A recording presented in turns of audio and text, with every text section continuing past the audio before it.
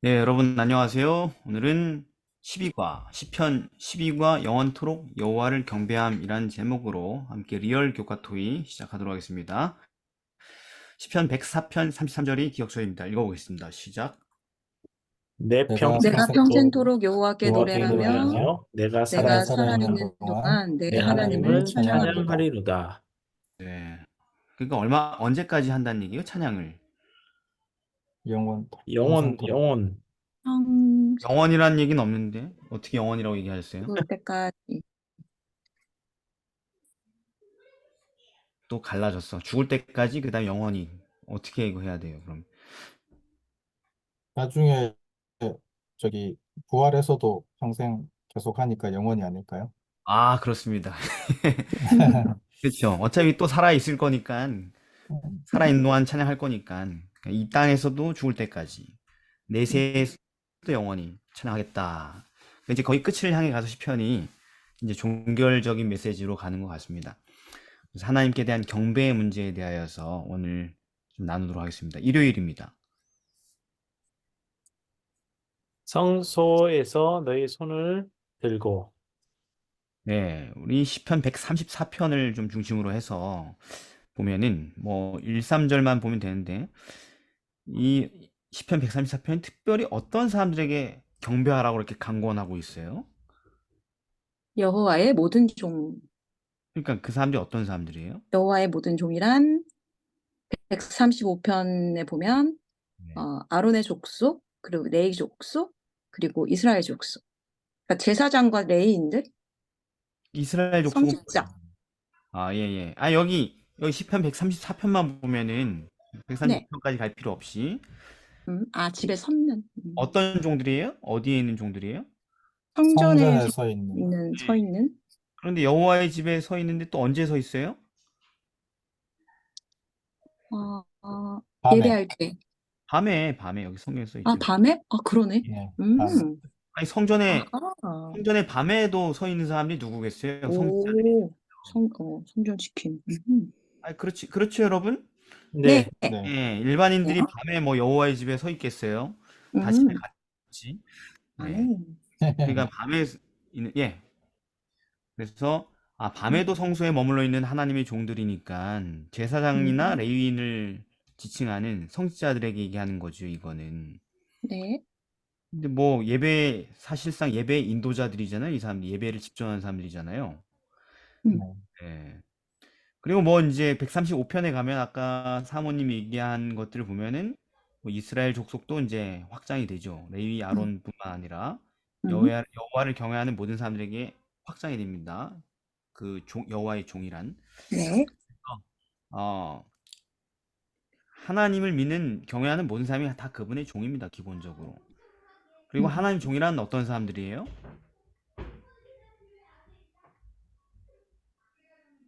하, 하나님의 종이 무엇이잖아요? 예. 하나님을 따르는 사람들이죠. 예, 정확하게 얘기하자면은 사도행전 5장 29절 사람보다 하나님을 순종하는 것이 마땅하니라 라고 음. 말할 수 있는 사람이 하나님의 종들이죠. 네. 그렇잖아요. 우리는 사람에게 충성하는 것 때문에 서로 짜증나고 기분 나쁜 세상에 살고 있잖아요. 그렇죠. 예, 종교인들도 사람에게 충성하고 막 그러니까 되게 싫잖아요. 음. 알겠습니다. 근데 그러면 그 사람은 누구의 종이 아닌 거예요? 하나님의 종. 하나님. 그렇죠. 예, 하나님의 종이 아니죠. 네, 여론과 군중의 의지를 따르는 사람들은 하나님 일을 한다고 해도 하나님 종이 아닌 거고 음. 사람보다 하나님을 순종하는 것이 마땅하다는 태도로 평생을 사는 사람들이 진짜 하나님의 종들이죠. 네. 그래서 진짜 하나님의 종은 어떻게 살아요? 죽는 것도 하나님의 말씀대로 죽죠. 신명기 34장 5절 여호와의 종 모세가 여호와의 말씀대로 죽어. 말씀대로 살고 말씀대로 죽는 사람 하나님 종인데 근데 그 종들 중에서 특별히 누굴 얘기하는 거예요? 시편 134편은 성직자들. 진짜. 그러니까 왜 특별히 이 성직자들이 이런 경배에 남들보다 더 전념해야 되는 걸까요? 이것이 오늘 우리에게 주는 권면이 뭘까요? 교훈이 뭘까요? 우리 예배에 대하여서.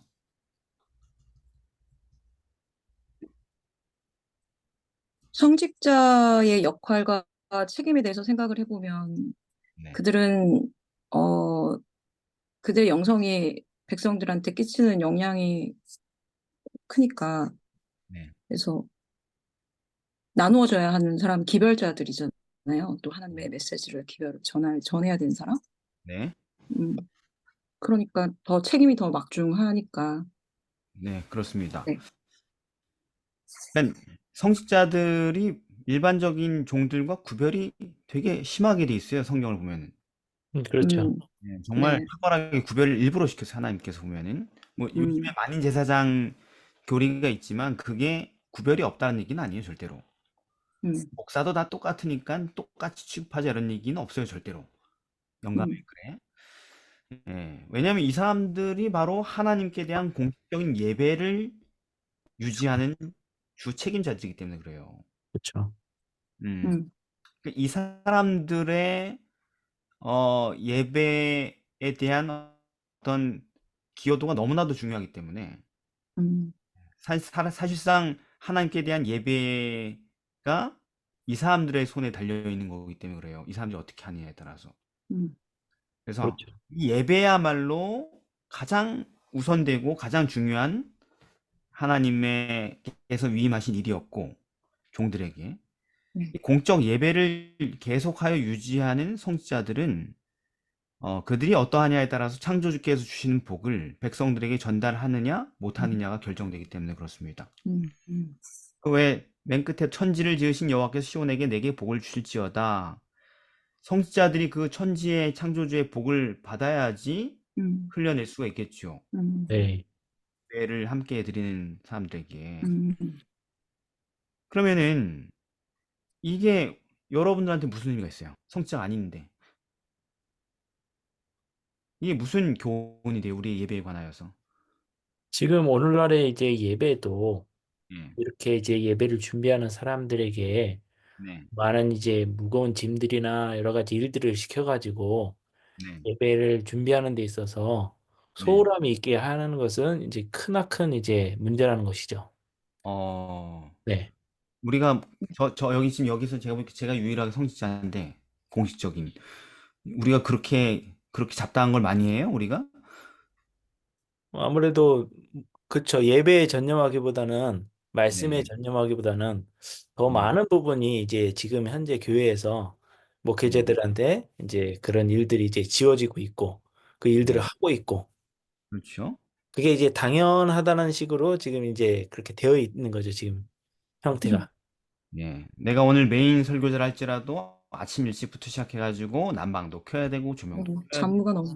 음향도 맞춰야 또 뭐 어느 방이라도 난방을 안 틀어놓으면 또 교인들이 와가지고 책망하고 왜 똑바로 안 틀어놨냐고 춥게 예? 그 다음에 또 뛰어나와가지고 운전해가지고 차량 운행해서 교인들도 픽업해야 되고 예. 그 다음에 순서지도 접어서 이렇게 촥촥촥 또 배치를 해야 되고 제가 전에 있던 교회에서는 아침마다 하는 일 제일 처음 하는 일이 순서지 접는 거였잖아요, 그죠?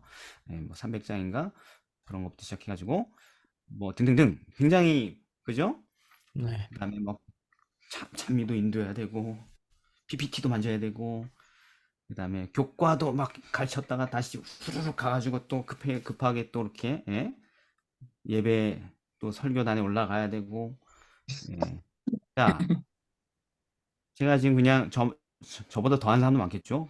해야 할 일이 있어서 그런데 원래 그런 거 아닌가요? 목회라는 게? 다 근데 이제 살았는데? 옛날부터 지금까지? 아니요. 예. 여기에 보면 사도행전에 이제 네. 초대 교회에서도 이런 네. 문제가 있었기 때문에 네. 이제 그거를 이제 집사들을 세우고 네. 구분했다는 것이 이제 사도행전 6장 1절로 4절에 나옵니다. 네. 자, 그렇기도 하고 네. 역대상 말씀도 네네. 또 찬송하는 자가 있으니 곧 레위 족장이라 저희가 골방에 거하여 주의 아로 자기 직분에 골몰함으로 다른 일은 하지 아니하였더라. 예. 그러니까 각자 레위 족장이라 함은 예전으로 치면 대제사장, 그러니까 대사장 직분을 수행하는 사람들이었는데 이 사람들이 이제 자기 직분에 골몰해서 다른 일을 안 할 수 있게끔 보장받았었다는 말씀도 있었습니다. 예, 뭐 레이 족속이 곧 제사장은 아니었고 제사장 조력자들이긴 했는데 어쨌든 다들 연합해서 성소의 직무를 하던 사람들이었는데, 특별히 여기 나오는 이 찬송하는 자, 이 사람은 무슨 역할을 맡은 거예요? 그 예배에서 찬양 파트를 찬양대장. 인도한 사람이죠. 네. 음. 근데 그 찬양대 이 사람이 뭐만 했다는 거예요? 찬양. 찬양하는 일만. 네, 찬양을 준비하고 훈련하고 하는 그 직무에만 집중하고 다른 건 하지 않았다. 아, 이게 웃기고 있네, 진짜. 그래 놓고 11조를 먹고 살아? 뭐 이렇게 사람들이 생각하겠죠? 그렇잖아요. 우리 교단에는 전임 찬양 사역자가 있나요? 교단이 고용한? 없어요. 없죠. 네. 찬양으로 먹고 사는 사람 없어요? 돈 월급 받는 사람 없어요? 우리 교단엔?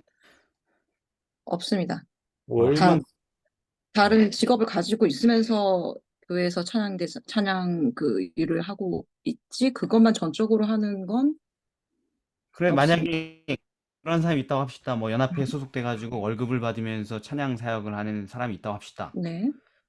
그럼 그 사람은 자기 직무에만 몰두할 수 있어요? 아니면 안 돼요, 그게? 아니요, 안 없어요. 되겠죠? 아마 온갖 그런 자물을 적이 다 하지 없습니다. 않을까요? 예, 전례가 없기 때문에. 예. 그런 것처럼 우리 인식이 어떤 인식이 있냐면, 네. 우리가 11조 내가지고 고용했는데 최대한 많은 분야에 부려먹길 바랄까요? 아니면은 그 사람이 진짜 전문가가 되길 바랄까요? 저는 후자인데 대부분 전자. 네. 그죠? 네.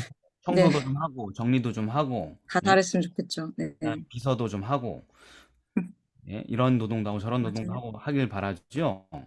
그렇죠. 목회자든 자양 사역자든, 그죠? 예. 음. 이게 다 뭘까?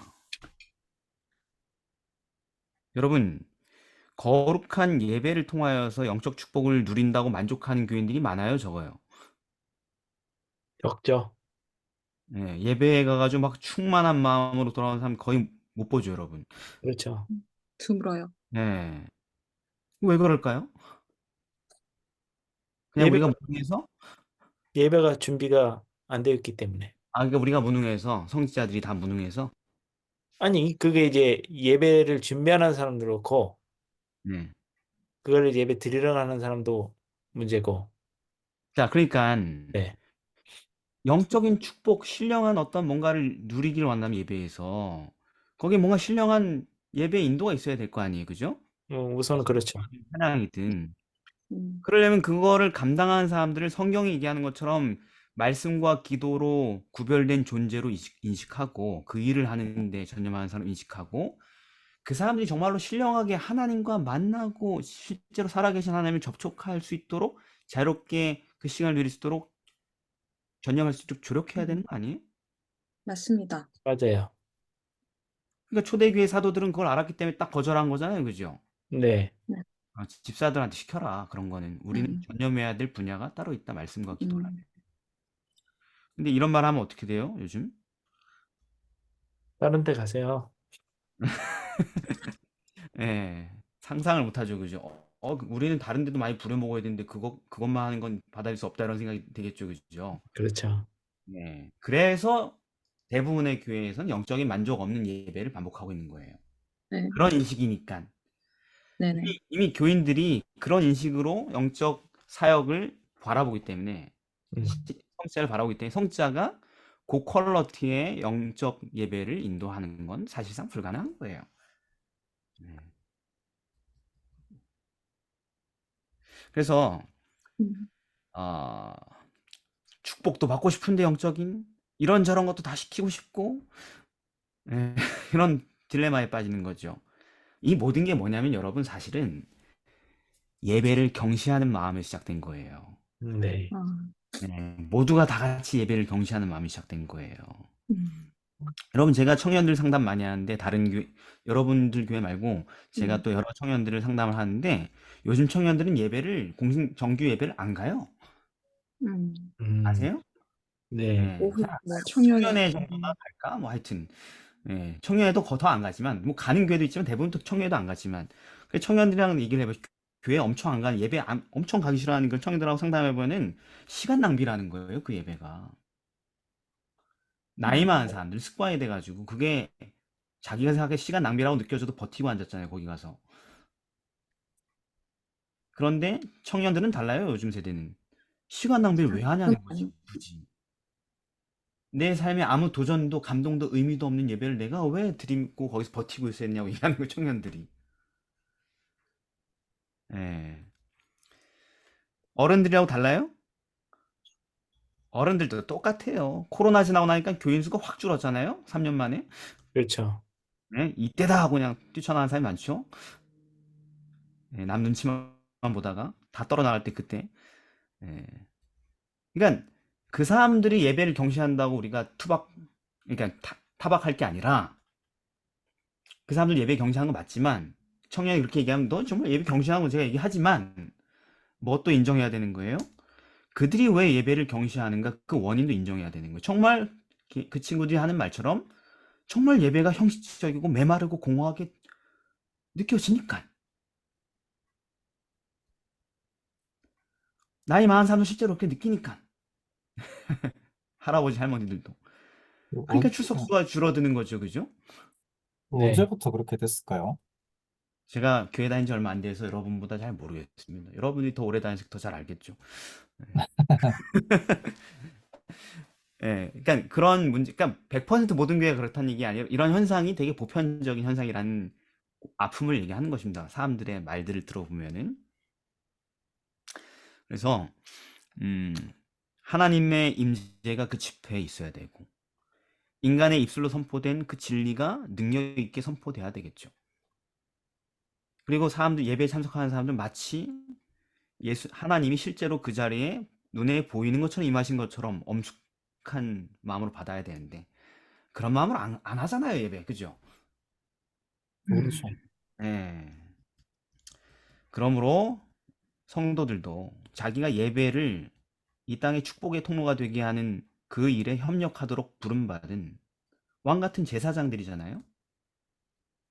하나님 말씀대로 죽고 사는 뭐 안 그런 분들도 많겠지만 내가 왜 하나님 말씀대로 살아야 되고 왜 내가 하나님 죽어야 돼 이렇게 반항할 분도 계시겠지만 성도는 원래 개념적으로 그런 사람들이란 말이에요. 예, 그러니 자신도 협력한 제사장으로 여기고 예배를 인도하는 자들 통해 하나님의 능력이 나타날 수 있도록 정말 최선을 다해 협력하셔야 됩니다. 목사가 순서지 적고 있으면 아이고 목사님 죄송합니다. 제가 적겠습니다. 목사가 차량 운행하려면 아유 이런 거 하지 말고 말씀 준비하세요. 기도하시고 목사가 좀 청소 좀 하려고 그러면은 아 이런 건 저희가 하겠습니다. 네? 방송실에서 막 끙끙거리면 방송실 저희가 전담하겠습니다. 이렇게 해가지고 그 목사가 쓸데없는 일에 마음을 두는 것을 차단해가지고 아주 그냥 몰아 넣어야 돼요. 나 뭐하지 불안해 죽겠어 목사가 막 평소에는 막 이것도 저것도 해가지고 내 삶의 의의와 내 존재 가치를 증명했는데 이 교인들은 나를 아무것도 못하게 하네. 오직 나보고 설교 준비만 하고 기도하라고 그러네. 말씀을 연구하라 그러네. 그건 내가 자신이 없는데 왜 딴 걸로 하려고 그러는데 자꾸 그것만 자꾸 시키네. 그러면서 목사님 저희가 기도하고 있습니다. 목사님의 설교의 영성을 위해 기도하고 있습니다. 계속 그렇게 부담을 줘야 되는 게 정상 아니에요? 네, 맞아요. 그래서 아무리 아무 생각 없는 목사를 할지라도 야 여기선 내가 어쩔 수 없이 성경 봐야겠구나. 어쩔 수 없이 연구해야 되겠구나. 내가 진짜 기도해야겠구나. 기도방에 들어갔다 나오는데 목사님 10분만 기도하지 마시고 한 2시간 기도하고 나오세요. 그래가지고 멍하니 들어가지고 어떡하지 2시간을 어떻게 기도하지 이런 고민부터 시작해야 되는 게 성직자예요. 근데 저희 탓이지만 여러분들이 책임이 있다라는 거예요. 네. 전혀 다른 존재로 보셔야 된다고요. 우리 목사님 설교를 못해 이러지 마시고 그 사람도 여러분들이 그 사람 할 일들 잡다한 일 다 뺏어가지고 할 게 성경 보고 기도하는 것밖에 없게 만들면 어떻게 안 성장하겠어요. 그렇죠. 그렇게 해서 축복받는 예배를 함께 만들어가게 되길 바랍니다. 아멘. 월요일입니다. 새 노래로 여호와를 찬양하라. 네, 오늘 예배에 대해서 얘기하고 있는데 이번엔 새 노래라는 주제를 좀 볼 건데요. 시편 제가 인용한 구절들 쭉 살펴보니 새 노래로 찬양하라는 게 무슨 뜻입니까? 뭐 좀 곡을 너무 진부하게 똑같은 걸 쓰지 말고 좀 새로운 걸 도입해 가지고 좀 새로 배우고 그러는 얘기인가요, 이게? 그 매번 하나님을 만난 그 새로운 경험이나 어떤 새로운 헌신에 대한 그런 걸 찬양하라는 뜻 아닐까요? 어떻게 그걸 아셨어요? 매번 이게 새 노래가 되려면 그 과거에 변화되지 않는 거를 가지고 이렇게 새 노래를 할 수는 없잖아요. 그러니까 맞는데 네, 성경절 어디 뭐 보고 아신 거예요? 아니면 그냥 혼자 추론하신 거예요? 혼자 추론했습니다. 어우, 아니 그냥 무시무시한 분이네. 아니, 아니 답을 성경에서 못 찾았어. 그냥 생각하기에 그런 것 같아서. 성경에 찾은 분들 있어요? 시편에 보니까 새 노래라는 거를 되게 여러 군데에서 이야기를 했는데 새 노래 이야기가 나올 때마다 네. 옆에 이제 다른 이유들을 계속 그 저수를 해놨었는데 예를 들어 뭐 시편 40편에서는 새 노래 곧 하나님께 올릴 찬송을 내입에 두셨는데 음, 그게 나를 기가 막힐 웅덩이와 수렁에서 끌어올리신 어떤 구원의 사건을 가지고 경험한 거에 대해서 자기가 새 노래를 찬송한다라고 했고요. 네. 그래서 뭐 시편 98편 같은 데에서도 보면은 음, 이제 여호와께 새 노래로 찬송하라. 오른손으로 그 오른손과 거룩한 발로 자기를 위하여 구원을 베푸셨다. 음, 이렇게 하나님께서 하셨던 행적이라든지 아니면은 각 사람의 어떤 구원이라든지 예. 아니면은 뭐 공의에 대한 것, 뭐 주는 왕들에게 구원을 베푸시는 자시로 다윗을 그 해에서 칼에서 구하는 자신이다. 뭐 이렇게 그러니까 예. 각각의 그 역사들에 대한 것을 회상할 때나 이럴 때 항상 새 노래에 대한 말을 했던 것 같아요. 다양하게. 그렇죠, 그렇죠. 그런데 김영삼 장로님 성경도 안 보고 그걸 추론했다면 직통계십니까? 무슨 아니요, 선지자예요? 그건 아닌데. 예, 예. 근데 그러니까 삶의 경, 맞아요. 그러니까 무슨 얘기냐면은 새 노래는 새로운 노래를 갖다가 부르라는 얘기가 아니라 장로님이 얘기한 것처럼 이 성경의 근거들 보니까 여기 나오는 거 다 보면 구원의 새로운 경험들이 있기 때문에 그 새 노래를 부르게 됐다는 얘기예요. 음, 그러니까 사실상 우리로 치면은 똑같은 노래를 불러도 구원의 경험이 있으면 그 노래가 다르게 불러지는 거예요. 네. 네, 네, 그겁니다. 맞아요. 네. 전혀 다른 노래가 되는 거예요. 이제까지는 그냥 멋있는 노래네 이렇게 불렀다가 어느 맞아요. 날 이 노래가 아니 이게 이런 노래였어라고 깨달아지는 거예요, 가사가. 네, 네, 그런 노래가 얼마 많은지 몰라요, 그죠? 우리가 흔히 네, 부르는 그냥 입에 발린 노래들이 어떤 구원을 경험했을 때 갑자기 내 삶과 일치하고 내 경험과 일치할 때 그 가사가 새로운 노래가 되는 음, 것입니다. 시편은 지금 그 얘기를 하는 것이죠. 그래서 이 처음에 제가 얘기한 시편 33편에 보면은 이런 새 노래로 찬송하는 것은 정직한 사람에겐 당연한 일이라고 얘기를 합니다.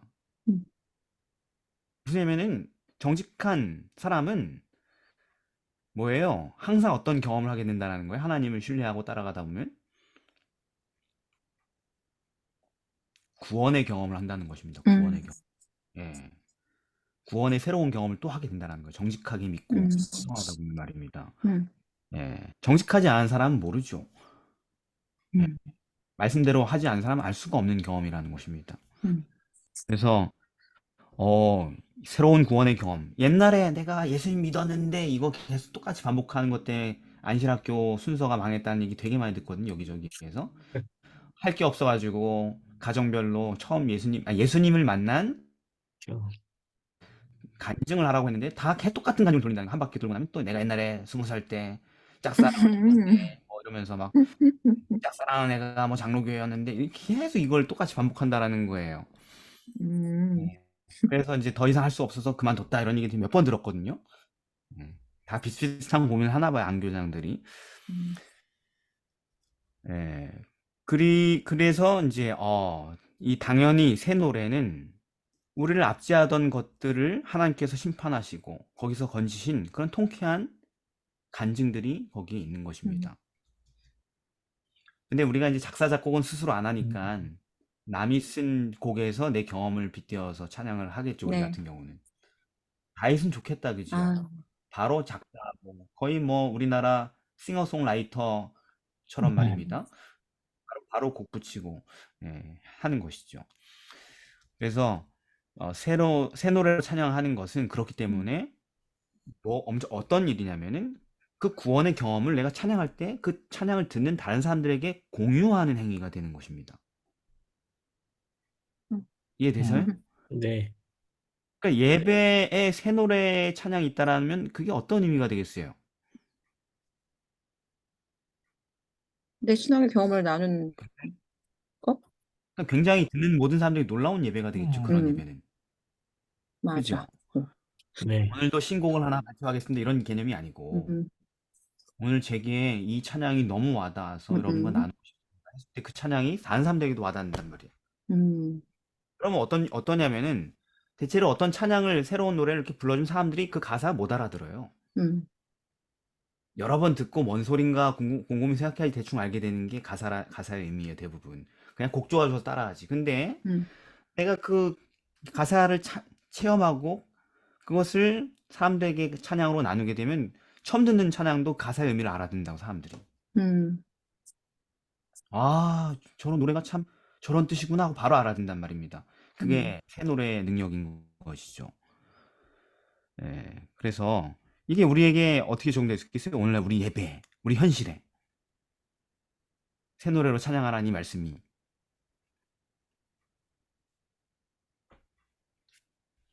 매일 자기 삶에서 구원받는 경험을 하게 되면 네, 매 안식일마다 새로운 간증을 할 수 있지 않을까요? 그렇죠. 네, 찬양이 달라지게 되겠죠. 진심으로 하겠죠. 네, 그러니까 찬양의 분위기가 완전히 달라지게 되는 거예요. 여러분, 교회 가면 찬양이 의례적으로 다 패턴이 있죠, 그죠? 네. 안식학교 시작하기 전에 일찍 도착하면 찬양 10분 넘게 해야 되고, 그죠? 그렇죠. 설교 예배 전에 일찍 와서 앉아 있으면 또 10분 넘게 찬양해야 되고, 뭐 이런 패턴이 있잖아요, 그죠? 근데 어때요? 목이 좀 아파요? 아니면 되게 막 가슴이 후련해요, 예배들 찬양할 때. 목이 아파요. 그러니까 찬양을 하긴 해, 우리가. 그죠? 네. 앞에서도 찬양하라고 막 자꾸 막 뭐라 그래. 막 왜 찬양 안 합니까? 그러면서 막. 그럼 어쩔 수 없이 해야 돼. 막 인도하고 막 그러기 때문에. 근데 어떤 상태가 되냐면 예수님이 마태복음 15장 8절에 얘기한 것처럼 이 백성이 입술로는 나를 존경하되 마음 내게서 멀도다. 이런 상태가 된단 말이에요. 음, 아우 또 찬미가 부르네. 아우 하나도 와닿지 않아. 이러면서 예, 뭐 요즘 좀 신선한 노래 없나? 뭐 이렇게. 예. 그러니 찬양이 얼마나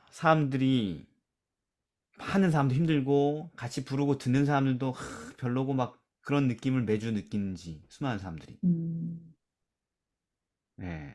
음, 종종 우리의 반복된 예배와 거기서 불려지는 찬양이 이와 같아요.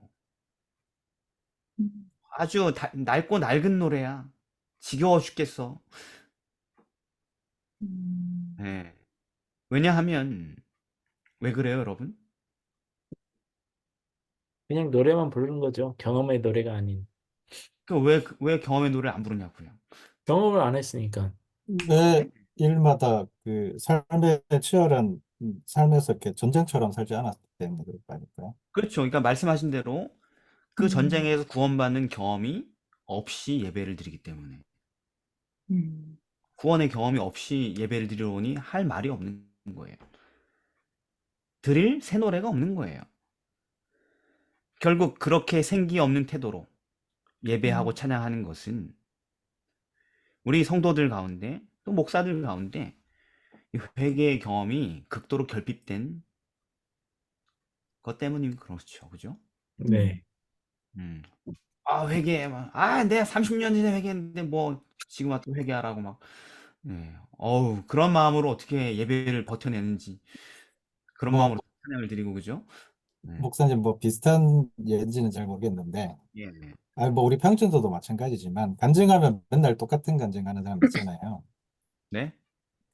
자기가 가장 힘들었던 순간 네. 똑같은 내용 가지고 여러 번 간증하는 사람도 있듯이 예. 목사님들 가끔 사경회나 전도에 오셨을 때도 보면 네. 항상 군대 얘기하시잖아요. 그런 분들이 좀 많더라고요. 예, 그러니까 저는 안 해요. 그러니까 목사님은 아니신데 예, 근데요. 인생에서 가장 힘들었던 순간이 군대 때밖에 없었던 것처럼 예를 들면 예. 그때 가장 강렬한 거죠. 이제 안식일 지켜야 되는 문제 때문에. 무슨 말인지 압니다. 예, 그러니까 목사님들뿐만 아니라 일반인도 그렇죠. 예, 남자들이 만나면은 제일 드라마틱한 얘기가 군대 얘기밖에 없어요. 다른 인생에 재밌는 얘기가 없어요, 보면은. 그런 거랑 비슷한 예, 거죠, 그죠? 사실 그렇죠. 인생은 계속 진행형이었고, 계속 드라마틱한 상황들을 우리가 살고 있는데, 네, 그것만 간직한다면 말씀하신 좋은 예증이 될 수 있을 것 같습니다. 그래서 당연히 그런 예배로 모인 회중에게 그 예배는 선한 감화가 되지 못하는 겁니다. 당연히 구도자가 거기 우연히 왔으면, 오, 다시는 오지 말아야지, 이런 생각이 드는 겁니다. 저거 찍어봐. 목사님, 예, 임정리 집사님. 저는 좀 마음에 조금 이렇게 좀 적용한 게 있는데, 예, 예. 어쩌다가 이제 목회자들이 설교를 오랫동안 하셨기 때문에, 오래인 것도 아니지만 저희 교회 같은 경우는 오래 안 하시고 대체적으로 12시에 끝내려고 노력들을 하시는데, 그것이 조금 넘어갈 경우에는 이 예. 찬양을 4절인데 1절, 2절, 4절 하겠습니다. 뭐 이런 식으로 하는데 저는 그게 참 마음에 조금 슬퍼요. 말하자면은 예. 찬양도 음, 기도인데 그럼 예. 바쁘니까 기도하다 말고 그냥 아멘하고 끝날 것인지 네네. 저는 이것이 굉장히 참 마음에서 좀 슬프고 안 좋거든요. 어떻게 그러니까 같은 생각하세요? 맥락이, 그러니까 지금 같은 맥락인 거예요. 그러니까 다 귀찮은 거죠. 우리가 모두가 다 똑같이 공감하는 거죠. 예배 드리면서. 음, 이게 얼마나 참 번거로운 일인가, 이런 마음으로 예배를 드리고 가는 거죠. 예. 그러니까 우리 현실을 지금 우리가 그냥 인정하는 겁니다. 많은 곳에 있는 현실을. 그래서 그걸 바꾸기 위해서 누굴 탓할 게 아니고 뭐가 달라져야 되는 거예요? 우리의 일상생활이 달라져야 된다는 얘기입니다. 아멘.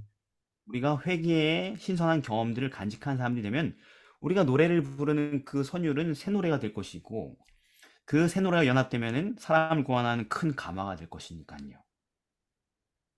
그래서 저도 가끔 있어요. 찬양의 소리가 다른 교회들이 있어요. 아주 가끔.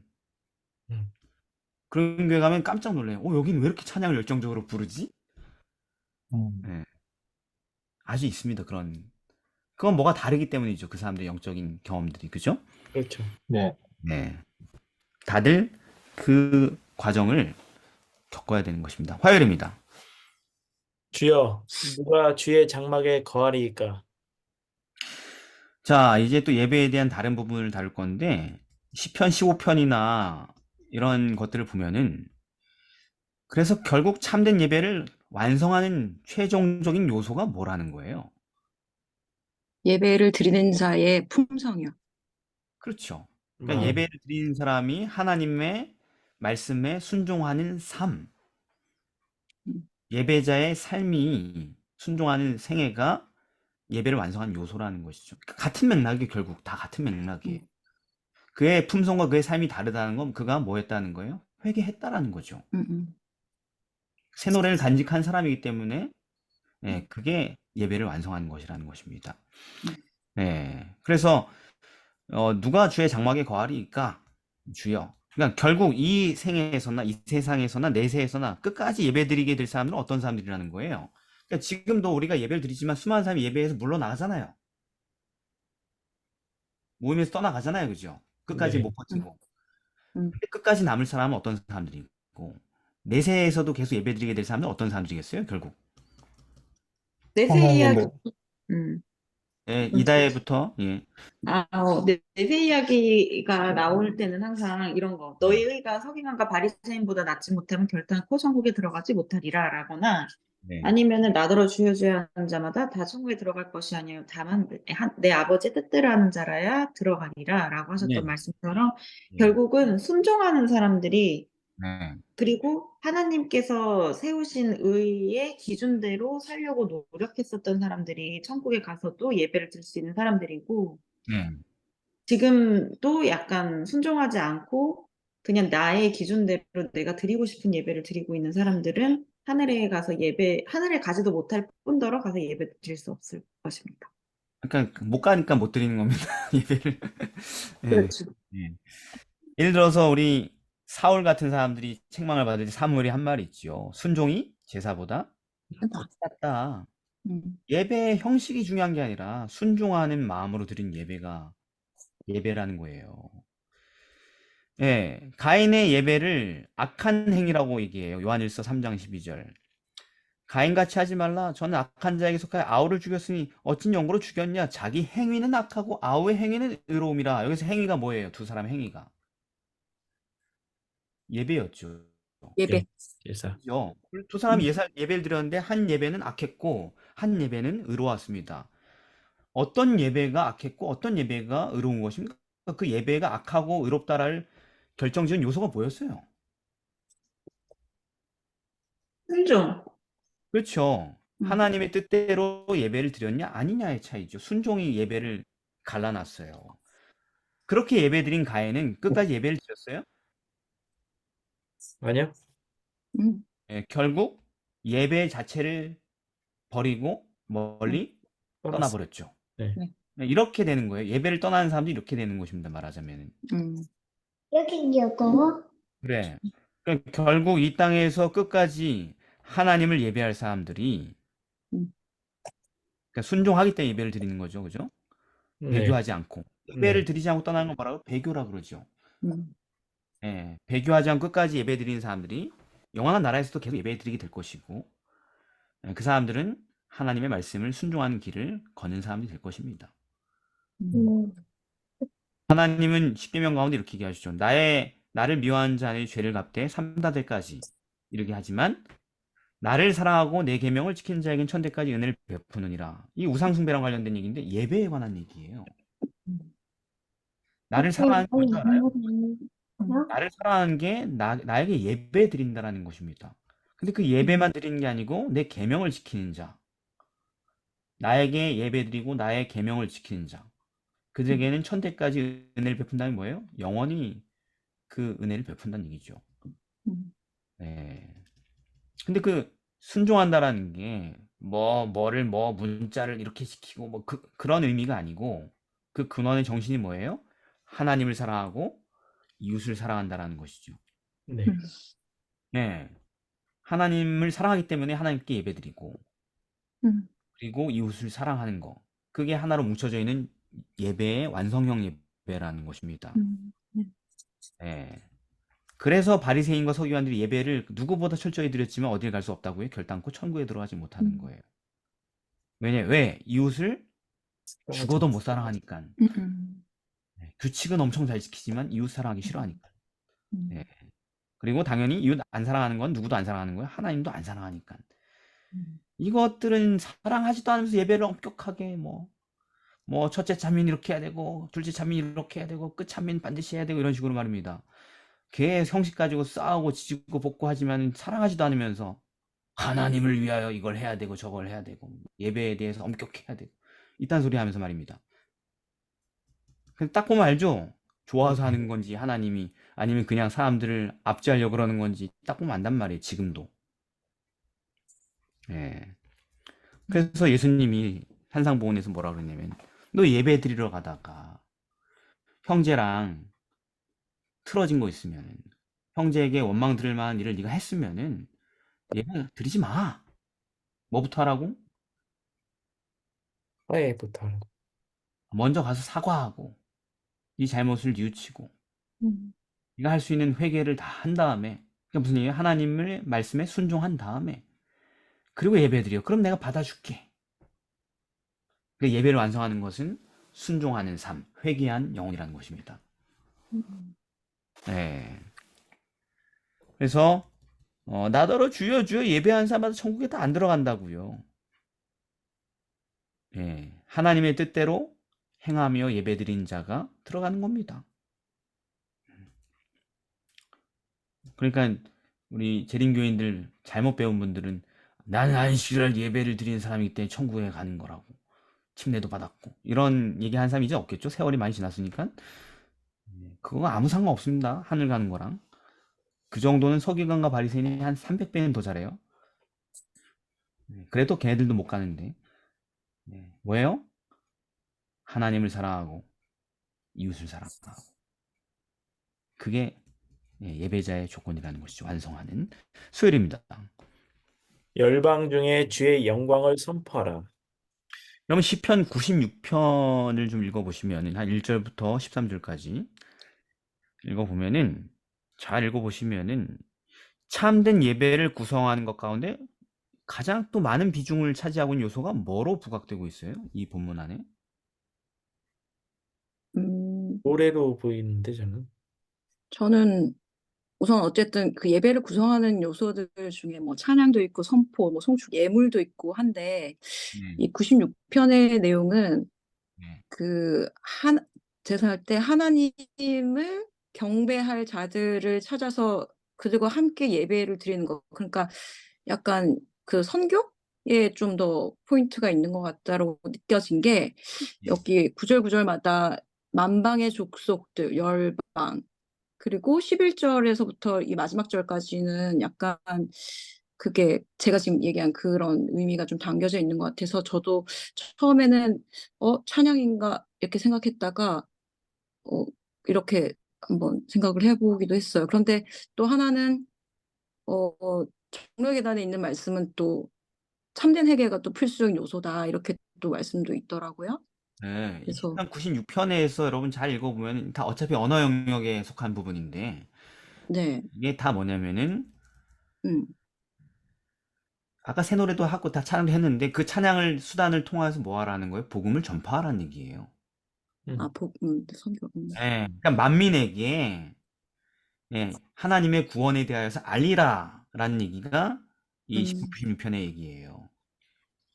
그 예배를 통하여서 하나님을 세상에 만방에 알리라는 거죠, 말하자면. 네, 그러니까 하나님의 사랑에 참된 하나님을 사랑하는 것의 참된 표현이 뭐라고요? 예배예요. 우리가 하나님 사랑하는 걸 표현하는 게 뭐라고요? 그게 예배라고요. 근데 되게 드리기 싫어하니까 요즘 시대는 안 네. 사랑한다는 걸 아주 역력하게 스스로 드러낸 꼴이죠, 우리가. 네. 예. 화요일 날 처참하죠, 그죠? 금요일 날 슬프죠. 예. 그 왜 그러냐?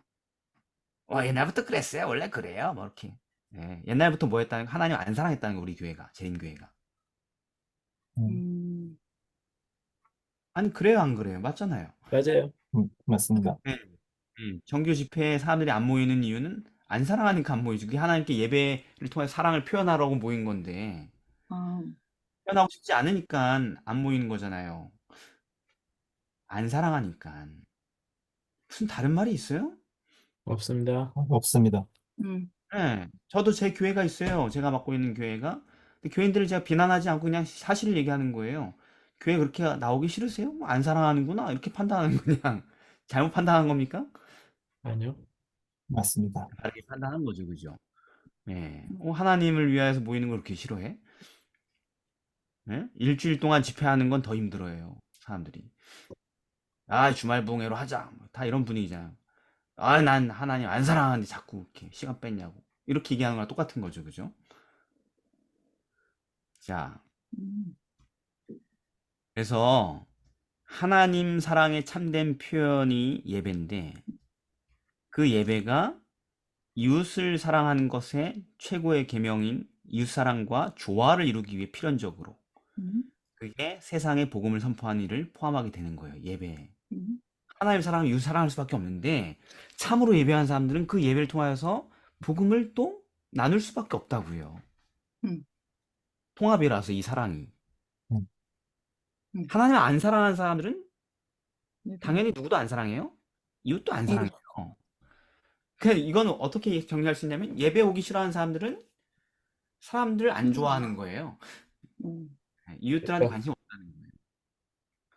교회가요, 다른 건 몰라도 잘 될 교회들은 딱 한 가지 잠재력인데 뭔지 아세요? 잘 모이는 거예요. 모이자 그럼 잘 모이는 교회, 집회가 잘 되는 교회는 뭐든지 할 수 있어요. 왜? 하나님 사랑하니까. 당연히 이웃도 사랑하고 뭐든지 경영하고 이루고 계획할 수 있어요. 잘 모이는 교회는. 근데 우리 교회는 왜 해도 안 돼요? 안 보이니까. 모이는 것도 안 되는 교회가 뭘 하겠다는 거예요, 그죠? 모이지도 않는 집단이 하나님을 사랑해서 모이는 그 모임도 안 되는 집단이 이 세상에서 무슨 뭐 대단한 일을 하겠다라는 것입니까? 아무것도 못 하는 거죠. 네. 그래서 이 영과 진리로 드리는 예배에는 구원하는 능력이 나타나기 때문에 반드시 그곳으로 다른 사람을 예배로 초청하게 돼 있단 말이에요. 그럼 나는 내가 드리고 있는 예배에 사람들 초청하고 싶은 욕망이 막 생기는가? 손 들어보라 그러면 대부분 손 안 들더라고요, 사람들이. 음. 예. 어떤 사람은 절대로 오지 못하게 하겠어 이런 사람도 있더라고요. 예. 예. 그건 뭐예요? 그 예배가 예배가 아니기 때문에 그렇습니다. 음. 예. 오늘 우리가 여러분 보세요. 요한복음 4장에 보면 그 사마리아 여인이 신령한 예배에 대하여서 배움을 받고 그 예배를 딱 드리게 되시자마자 뭐예요? 사람들 데리러 왔습니다. 네, 동네 물동이도 던져두고 동네 사람들. 이 예배를 자기가 지금 방금 전에 경험한 그 예배를 다른 사람들이 이 예배를 경험하게 하려고 막 달려가서 그래요. 끌고 왔잖아요. 다 와보라고. 같이 예배 음. 드리자고. 이게 진짜 신령과 진정의 예배라는 것입니다. 음, 예. 그래서 오늘 우리는 여전히 다양한 형태로 선교 사업은 유지하고 있지만 안 하면 또 이상하니까 올해 선교 사업 수립합시다. 올해는 이런 디지털 사업을 합시다. 뭐 이런 슬로건을 내봅시다. 뭐 하지만 뭐에는 별 기대를 안 걸어요, 사람들이? 사업을 구상할 때? 예배에는 별 구상을 안 해요. 예. 예, 예배를 바꿀 생각을 안 해. 예배 자체가 죄인을 구원하는 가장 큰 능력의 장이라는 사실은 다 그냥 이미 잊혀진 거예요. 그런 예배를 본 적도 없으니까. 그렇죠. 그냥 예배는 형식적으로 어쩔 수 없이 우리가 교회니까 예배는 드린 기본이니까 그냥 예배는 유지하고 형식적으로 어떻게든 그냥 꾸역꾸역. 선교는 예배랑 연결시키면 아무 희망이 없으니까 별개로 분리해서 아이디어를 내보자. 이런 게 현실 아니겠습니까, 여러분? 네. 되겠어요? 그런 게? 그래서 안 되는 겁니다. 그죠, 우리가. 이렇게 생각한다면. 뭐가 달라져야 되는 거예요? 생명을 구원하려면? 예배가 달라져야 돼요. 우리의 예배 자체가 달라져야 돼요. 우리의 찬양이, 우리의 설교가, 우리의 태도가, 우리의 일주일의 삶이 달라져야 되는 것입니다. 예. 그래서 화 있을 진저 외식한 서기관과 바리새인들이요. 위선자들아, 종교인들아. 니들은 교인 한 명 얻으려고 육지 바다로 두루 다니다가 하나 얻으면 니들보다 더 배나 지옥자식 되게 한도다. 왜? 생명 없는 예배를 만들거나 유지하지도 않으면서 교인만 계속 끌어다 모으니까. 그죠? 네. 그러니까 뭐부터 해야 된다라는 거예요? 예배가 바뀌어야 된다는 것입니다. 그리고 사람을 데려와야죠. 그죠? 네. 근데 예배가 바뀌려면 우리가 지금까지 살펴보니까 뭐가 바뀌어야 되는 거예요? 내 자신이 바뀌어야 돼요. 네, 우리 자신이 바뀌어야지 예배가 바뀐다라는 것이죠. 여러분, 전도, 선교라는 게 결국 뭐예요? 예배로의 초청이에요. 예, 사실 우리가 선교하는 가장 큰 목적은 교세를 유지하거나 교단 문 닫겠어요 이런 걱정 그런 게 아니고 사람들을 또는 교회 일꾼들로 수혈하려고 하는 어떤 게 아니고 그 뭡니까? 진정한 교회는 사람들을 자기들이 막 풍성하게 누리고 있는 하나님의 임재가 느껴지는 예배로 초대하여서 그 동일한 축복을 누리게 하려는 게 선교예요. 아닙니까? 맞습니다. 그래서 요한은 그렇게 말할 수 있어요. 그 당시 자기네 교회에 대하여서. 요한일서 1장 2절 보면은 이 생명이 나타나신 바 된지라 이 영원한 생명을 우리가 받고 증거하여 너희에게 전하노니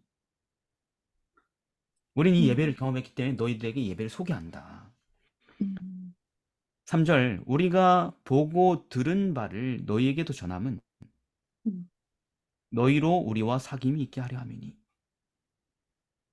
우리가 왜 너희들한테 전도한 줄 알아? 너희도 우리가 드리는 이 예배를 같이 예배 드리려고 그러는 거야. 이 얼마나 멋진 예배인 줄 알아? 그래서 내가 너희한테 예수님을 전하는 거야. 같이 예배 드리려고. 너무 놀라운 힘이 여기에 있어서. 음. 예, 너도 이 복 누리라고. 이게 전도예요. 그래서 여러분, 그 생명적 예배로의 초청이 결국에는 요한계시록에 나오는 최후의 기별이, 복음 기별이 어떻게 시작돼요? 첫째 천사의 기별. 하나님을 두려워하며 영원한 복음을 가졌는데 첫 번째 그 말이 뭐예요? 하나님을 두려워하며 그에게 영광을 돌리라. 이는 심판의 시간이 이르렀음이니 하늘과 땅과 바다와 물들의 근원을 만드신 이를 뭐하라? 경배하라. 경배하라. 우리 예배하자. 창조주를 예배하자. 이게 복음이에요. 같이 예배하자. 그분의 능력 가운데서 우리가 함께 교제하자. 근데 예배가 망가졌네, 현실이. 첫째 천사의 기별 못 전하겠네요. 그죠?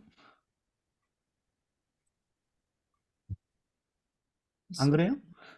맞습니다. 여러분 각자의 교회가 예배가 망가져서 예배가 아무 능력도 없고 사랑도 없고 회개도 없으면은 이 초청 어떻게 할 거냐고 예배하라고. 음. 첫째 천사의 기별 우리의 숙명인데 이것 때문에 존재하는 교단이라며. 네. 근데 자기 예배에 대해서 만족감도 없는 사람들이 어떻게 이 초청을 하냐고요. 음.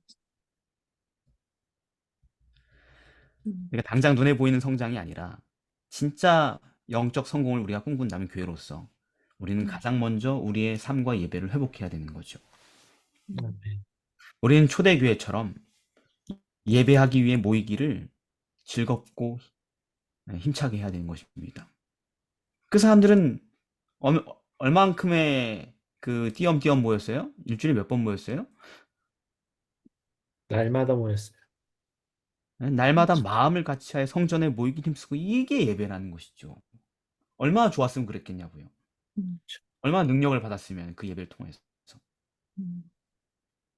예배가 회복돼 있으니까 뭐가 돼요? 47절 보니까 하나님을 찬미하며 온 백성이 하나님 찬미하며 이게 무슨 노래예요? 이게 지금 여기서 새 노래. 새 노래. 이게 새 노래죠. 다 같이 새 노래를 부르고 온 백성에게 칭송을 받으니 왜 온 백성에게 칭송을 받았을까요? 그 사람들이 회개했으니까. 회개하고 하나님의 말씀을 따라 새로운 삶을 살기 시작했으니까 순종하니까 삶이 얼마나 달라졌겠어요, 그죠? 그러니까 칭송받죠. 그런 예배를 드리니 주께서 구원을 받는 사람을 날마다 더하게 하셨다. 선교가 되잖아요. 모이길 힘쓰니까 되잖아요, 그죠? 예배가 회복되니까. 네, 그래서 히브리서 10장 24절 서로 돌아보아 사랑과 선행을 격려하며 모이기를 패하는 어떤 사람들의 습관과 같이 하지 말고 오직 권하여 그날이 가까움을 볼수록 더 그리하자. 우리 예배 회복하자. 예배 회복하자. 마지막 때까지. 네. 그 예배는 소그룹 예배도 있고 여러 가지 예배가 있지만 결국은 함께 모여서 공동으로 예배드리는 예배인 것이죠. 명쾌하죠, 요죠? 네. 네. 네. 우리가 뭘 해야 되는지 목요일입니다, 마지막. 하나님께서 예배를 기뻐하지 않으실 때 예, 엔딩은 부정적인 스토리로 끝납니다. 이제 예. 여러분, 그러니까 우리가 연구를 해보니 이제 제가 성경설도 뛰어나는데 네. 결국 하나님께서 받으시는 예배와 받으실 수 없는 예배의 차이는 뭡니까? 어떤 것들이에요? 40편에 있는 말씀은 마음의 신중에 하나님의 말씀이 있어 주의 율법을 즐겨 행하는 자들이 신령과 진정으로 드리는 예배를 받으시고 네, 그리고 그쵸. 받으실 수 없는 그러니까 삶으로 즐겨 순종하는 삶이 뒷받침되는 예배. 네. 이미 앞에서 했던 얘기죠, 그죠? 그 네네. 예배를 받으신다. 또 뭐가 있습니까?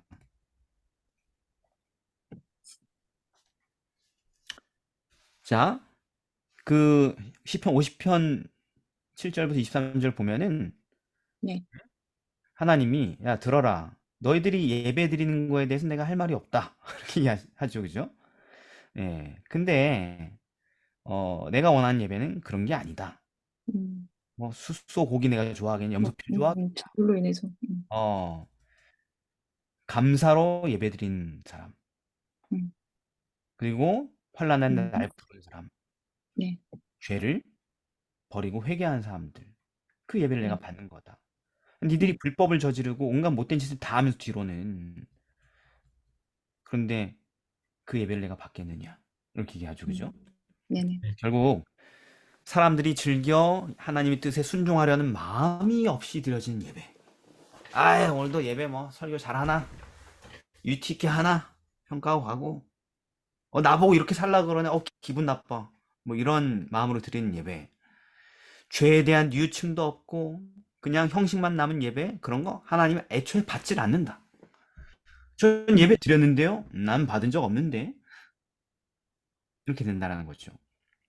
그 참으로 죄를 뉘우치는 심령이 없는 예배는, 그게 아무리 겉으로 정성껏 꾸며진다 할지라도 하나님 받으신 적 없다. 그런 예배. 그러면 그걸 점검해야 될 거 아니에요, 교회가. 지금 우리 예배가 드려지고 있는 건지 거부되고 있는지. 그냥 밑도 끝도 없이 우리는 다 뭐라고 생각해요? 우리가 이렇게 드렸으니 받으셨겠지. 네. 그리고 또 있어요. 51편. 네, 뭡니까? 저는 이 말씀이 너무 좋더라고요.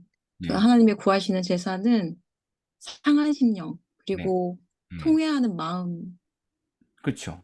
네, 맞습니다. 드려지는 예배. 네. 예.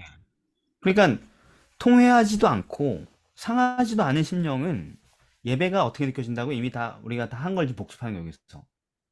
예배가 즐거워요, 되게 번거로워요. 번거롭죠. 그죠? 번거롭죠. 번거롭겠죠. 네, 억지로 한 예배죠. 네, 네. 그러니까 겉은 어떻게 보일지 모르겠지만 속은 그 예배, 이거 굳이 이렇게 해야 되나? 번거롭게 여기는 정신. 그 동기 때문에 하나님이 안 받으시는 거예요. 싫으면서 억지로 드리는 그 예배 안 받는 겁니다. 가인의 예배가 어떤 예배였어요? 동기가 어땠어요? 억지로. 억지로 그냥 억지로 한 거예요. 하기 싫은데 억지로 해야 자기가 돼. 그냥 마음대로. 자기 마음대로 한 겁니다. 자기 스타일대로.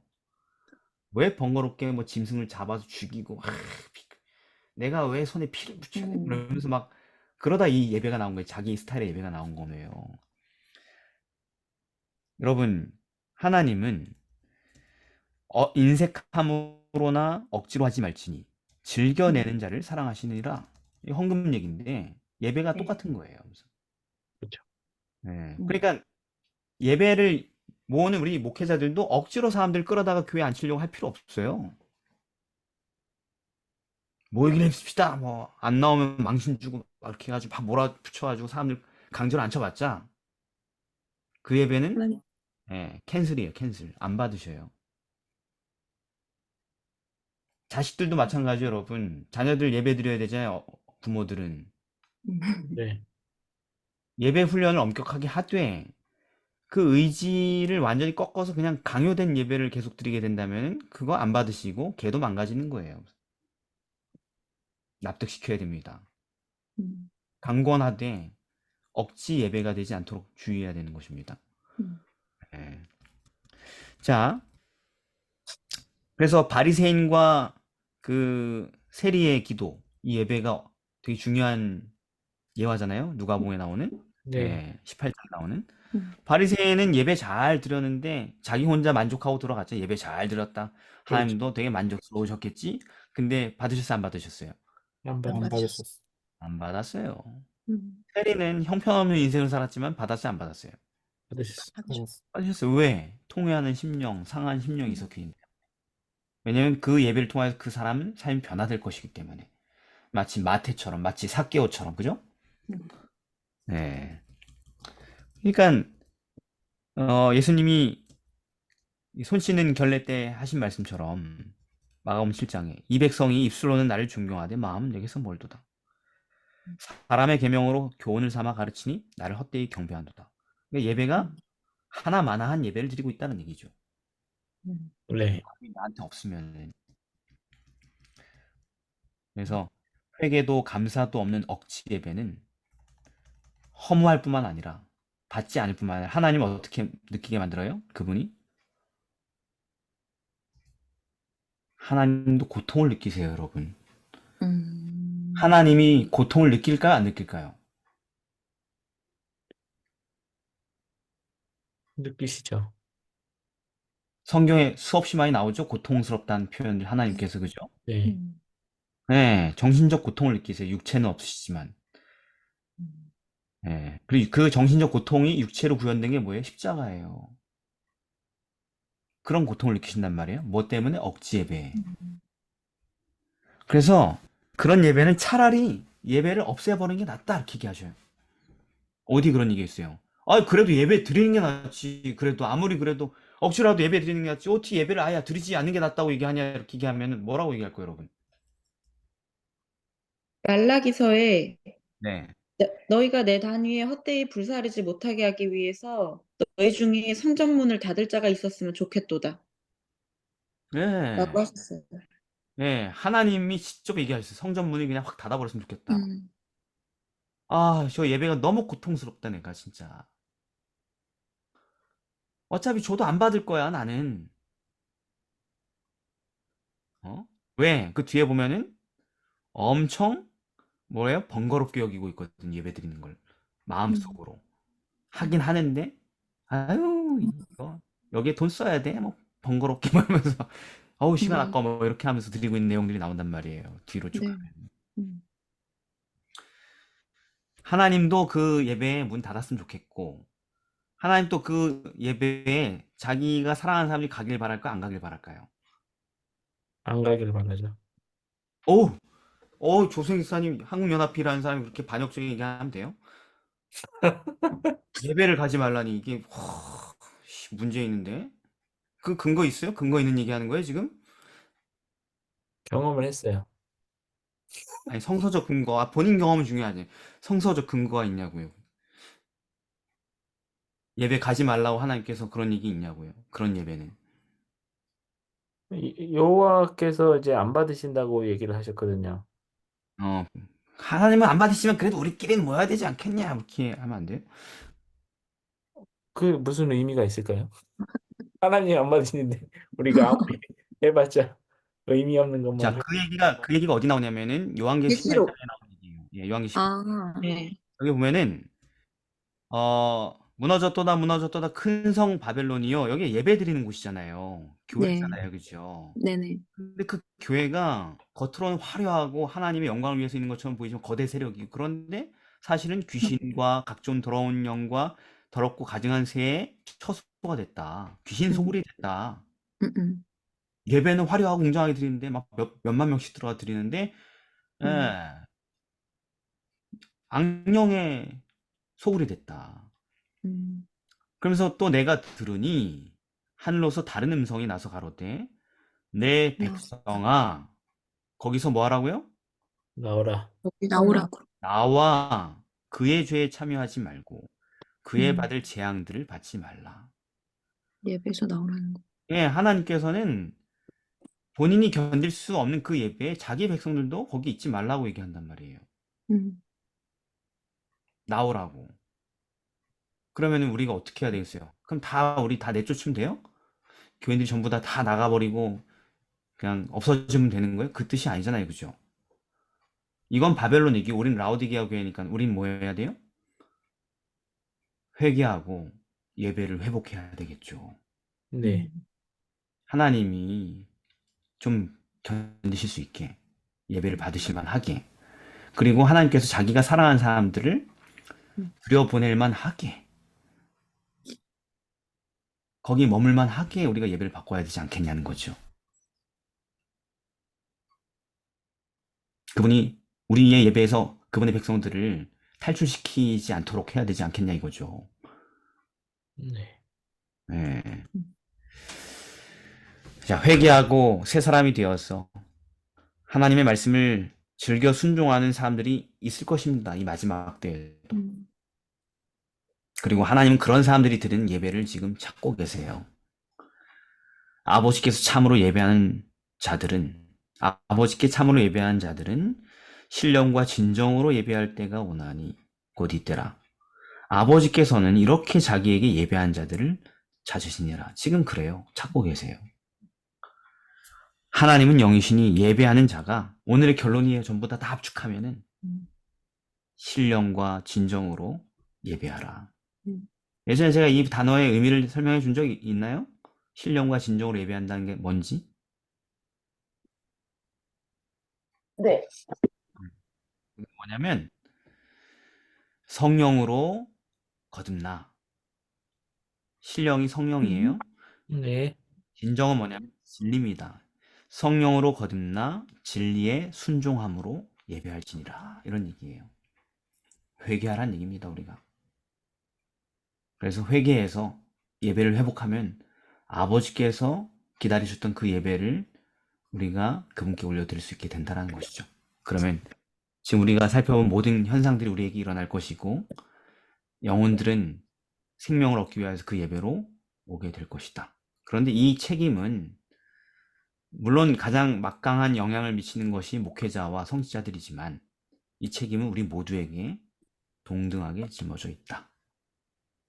그런 예배를 함께 만들어가길 바랍니다. 각 처소에서. 여기까지 하겠습니다. 기도하고 질문 받겠습니다.